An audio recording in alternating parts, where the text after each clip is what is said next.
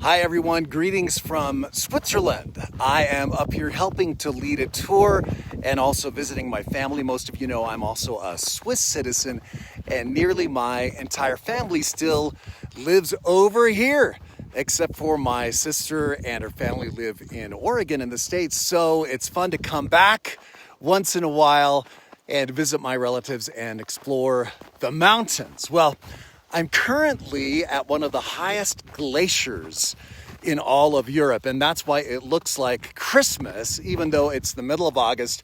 I hope you can get a sense of these mountains all around me here. And it reminds me of all the times the Bible talks about mountaintop experiences, has references to mountains like Isaiah 54:10, which says, "Though the mountains be shaken and the hills be removed, yet my unfailing love for you will not be shaken, nor will my covenant of peace be removed, says the Lord, who has compassion on you."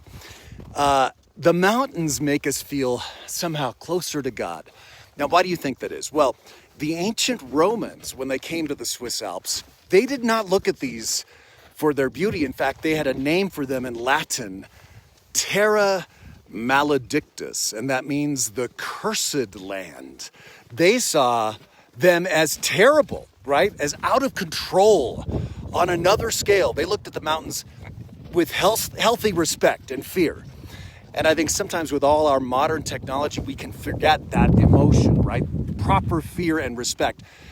When we look at mountains or, canyons or the Pacific Ocean, we feel a little bit of that, right?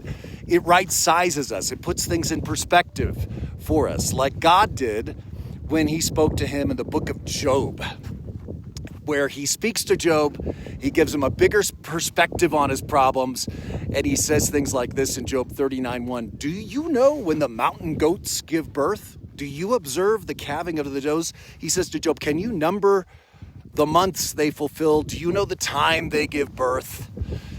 In the terror and awe of the mountains, right? We hear a little bit of that conversation that God was having with Job. It right sizes us. C.S. Lewis has a great quote. He once said, "Nature gave the word glory a meaning for me. Without nature, I do not know where I could have found one."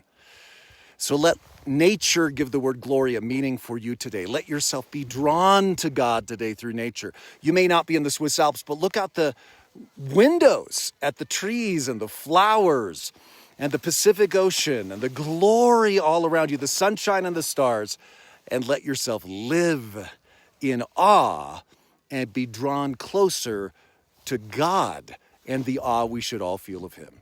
God bless you. Have a great day.